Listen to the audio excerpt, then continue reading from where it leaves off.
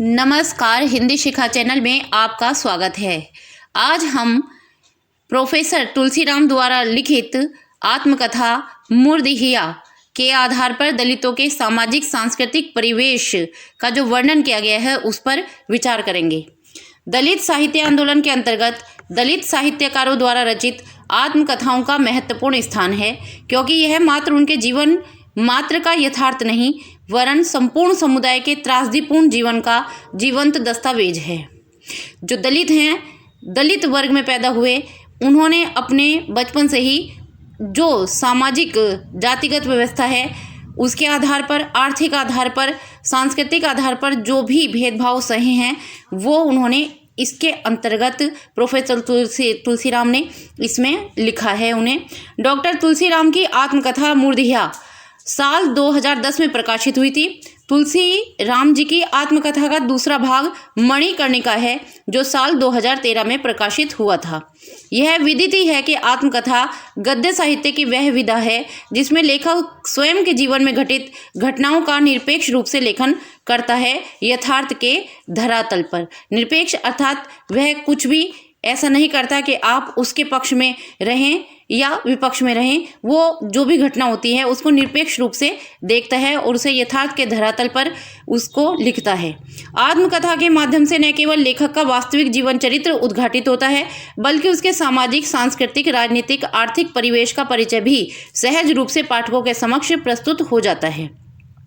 Professor Tulsiram द्वारा रचित मुर्दिहिया में आजमगढ़ के धर्मपुर गांव के मुर्दिहिया नामक स्थान का चित्रण किया गया है, क्योंकि ये जो है वो प्रोफेसर तुलसीराम की जन्म भूमि है जहां पर उनका बचपन गुजरा है। दलित एवं ग्रामीण जीवन का दस्तावेज बनी इस आत्मकथा में लेखक प्रोफेसर तुलसीराम ने भुतही पारिवारिक पृष्ठभूमि, स्कूली जीवन की संघर्षपूर्ण शिक्षा, अंधविश्वास, गिद्ध तथा लोक जीवन, भूतनिया नागिन, भगवान बुद्ध तथा डॉक्टर अंबेडकर के प्रगतिवादी विचार, गरीब और दलित परिवार में फाका कशी अर्थात जो गरीबी थी, उप शीर्षक के माध्यम से मुर्दिहिया के ग्रामीण व दलित वर्ग के नागरिकों के जीवन के सामाजिक व सांस्कृतिक परिवेश का यथार्थ चित्रण किया है, जिसे निम्न बिंदुओं के अंतर्गत विश्लेषित किया जा सकता है। क, मुर्दिहिया के आधार पर दलितों के सामाजिक परिवेश का वर्णन। ख, मुर्दिहिया के आधार पर दलितों के सांस्कृतिक परिवेश का वर्णन। पहले हम जो मुर्दिहिया के आधार पर दलितों के सामाजिक परिवेश का वर्णन है उस पर विचार करेंगे। प्रोफेसर तुलसीराम ने तत्कालीन मुर्दिहिया के समाज में व्याप्त छुआछूत, अंधविश्वास, दलितों का शोषण आदि का यथार्थ चित्रण अपनी आत्मकथा में मार्मिकता, आक्रोश क्या है, जो व्यवस्था है जो अन्याय करती है उसके प्रति जो उनके मन में क्रोध है, वह सजगता के साथ क्या है कि उनके आसपास क्या घटित हो रहा है इसके प्रति वो सजग रहे हैं। जो इस प्रकार से है, सबसे पहले अंधविश्वासी समाज। मुर्दिहिया का समाज अंधविश्वासी है। कुछ पात्रों के अतिरिक्त सभी वर्णित पात्र अंधविश्वास के चंगुल में फंसे हुए हैं। प्रथम उपशीर्षक में भुतही पारिवारिक पृष्ठभूमि में लेखक बताता है कि लेखक के दादा को खेत में किसी अपराधी द्वारा मौत के घाट उतार दिया गया, परंतु अंधविश्वास के कारण लेखक का परिवार व सभी ग्रामीण यह मानते रहे कि दादा को भूत ने मार डाला है। इसके अतिरिक्त लेखक एक अन्य घटना का भी उल्लेख करता है। वह बस्ती के अन्य बच्चों के साथ बकरी चराने का कार्य किया करता। एक बार बच्चों के खेलते समय एक सियार एक बकरी का शिकार कर जाता है। अनपढ़ घर वाले उसकी पिटाई करते हैं और एक छौना सूअर का बच्चा की बलि देकर इस विपदा का निराकरण करते हैं। ऐसी घटनाओं का लेखक के बाल मन पर व्यापक प्रभाव पड़ता है और वह भी अंधविश्वासी बनने लगता है। वह छोटे छोटे बिगड़े कार्यों को संभालने के लिए चमरिया माई से प्रार्थना करने लगता है। बुरी नजर वाले से कार्य बिगड़ना, विधवा स्त्री की छाया पड़ने से कार्य बिगड़ना, सांप को मारने पर गांव वालों द्वारा उसे पुराना भूत बताकर लेखक को भैंस के कमरे में सोने को विवश करना आदि अनेक ऐसे प्रसंग मुर्दिहिया आत्मकथा में उल्लिखित हैं जो तत्कालीन सामाजिक परिवेश में अंधविश्वास की प्रधानता की पुष्टि करते हैं। तो कैसा है, मुर्दिहिया का जो समाज है वो बहुत अंधविश्वासी रहा है।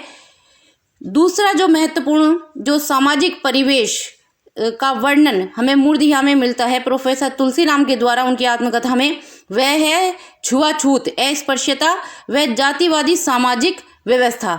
लेखक स्वतंत्रता प्राप्ति के पश्चात भी भारतीय ग्रामीण समाज में व्याप्त छुआछूत व जाति के आधार पर शोषणपूर्ण परिस्थितियों का गंभीर व गहरा चित्रण किया है, जिसमें एक दलित वर्ग के बच्चे की वेदना, संघर्ष, प्रतिरोध, आक्रोश, विद्रोह एक साथ झलकता है।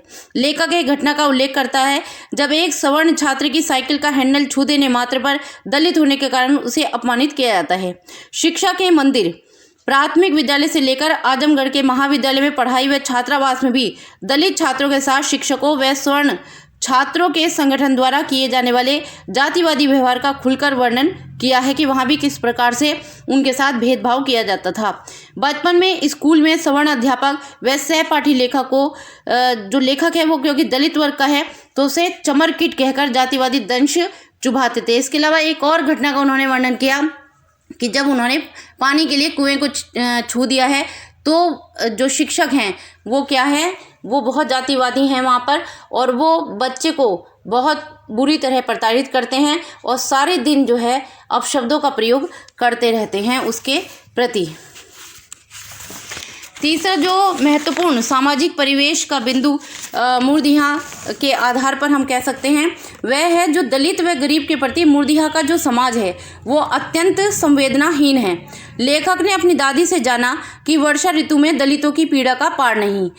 क्यों? क्योंकि जो दलित वर्ग के जो व्यक्ति थे वो बड़े बड़े जमींदारों के यहाँ मजदूरों के रूप में कार्य करते थे और जब वर्षा ऋतु आती थी तब उनके लिए भोजन की व्यवस्था करना बहुत कठिन हो जाता था।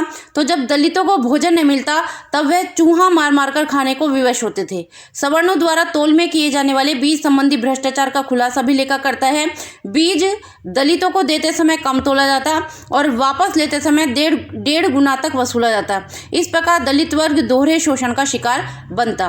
गरीबी के कारण दलित वर्ग की महिलाओं का सवर्ण व संपन्न वर्ग द्वारा जो शोषण किया जाता है उसके विषय में भी लेखक अपनी आत्मकथा में चित्रण करता है।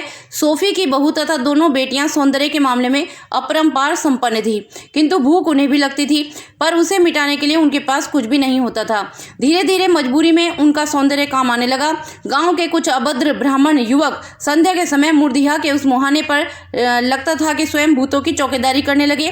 उन नटनियों का सौंदर्य मूर्तिया की उन्हीं कटीली झाड़ियों के पीछे प्रायः गुम होता रहा। अर्थात जो गरीबी थी उसके कारण वो अपना जो देह थी उसे बेचने तक के लिए वो मजबूर हो गई थी।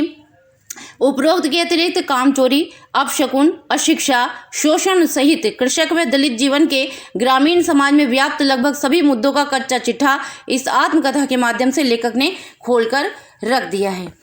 इसके बाद जो दूसरा बिंदु आता है महत्वपूर्ण वह है मूर्तिया के आधार पर दलितों के सांस्कृतिक परिवेश का वर्णन। अभी तक हमने जो अध्ययन किया वो था सामाजिक जो परिवेश था। अब हम देखते हैं कि मूर्तिया में सांस्कृतिक परिवेश जो है दलितों का उसका क्या चित्रण किया गया है। मूर्तिया में लेखक ने लोक जीवन की विविध छवियों को नवीन भाषा व सौंदर्य बोध के साथ प्रस्तुत किया है जो इस प्रकार है। प्रथम, नट समाज का लोक संगीत व लोक नृत्य वर्णन। लेखक ने 15 सदस्य घुमंतु नटों के समूह को अत्यंत आत्मीयता के साथ याद किया है।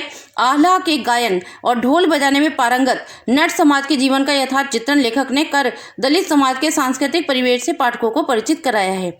दूसरा, भोजपुरी क्षेत्र के लोक जीवन चित्रण के साथ साथ जोगी बाबा के गाने, चूड़ीहारिन के गीत, विभिन्न जातियों के बीच प्रचलित लोकगीत और लोक नृत्य, लोकनाट्य आदि मूर्तिया के सांस्कृतिक परिवेश का जीवंत चित्र हमारे समक्ष प्रस्तुत कर देते हैं। लेखक कुजाति घोषित किए जाने की परंपरा का उल्लेख करते हुए लिखता है, रावमोती नामक महिला को मूर्तिया से डांगर जो पशु थे ले जाते बालकों ने देख लिया। यह घटना चाचों को पता चल गई जिस कारण इसे कुजाति घोषित कर दिया गया। जो रावमोती थी उसे कुजाति घोषित कर दिया गया और सुअर भात की संपूर्ण गांव को दावत खिलाने के बाद उसका कुजातिपन समाप्त हुआ जिसमें वह भारी कष्ट से डूब गई। अर्थात दलित वर्ग का भी शोषण करने से बाज नहीं आता है। निष्कर्ष रूप में उपरोक्त विवरण के आधार पर हम कह सकते हैं कि मूर्तिया में दलित वर्ग के सामाजिक व सांस्कृतिक परिवेश का स्पष्ट गहन मार्मिक वर्णन किया गया है जिसे पढ़ते समय पाठक वर्ग भी लेखक की भांति सामाजिक व्यवस्था में जातिवादिता के आधार पर किए जाने वाले भेदभाव आदि के प्रति आक्रोशित हो उठता है। मूर्तिया में जो वर्णित है सामाजिक व सांस्कृतिक परिवेश उससे संबंधित ये जो वीडियो आपके लिए अपलोड किया गया है यह आपके लिए उपयोगी होगा। ऐसी ही मंगल कामनाओं के साथ धन्यवाद।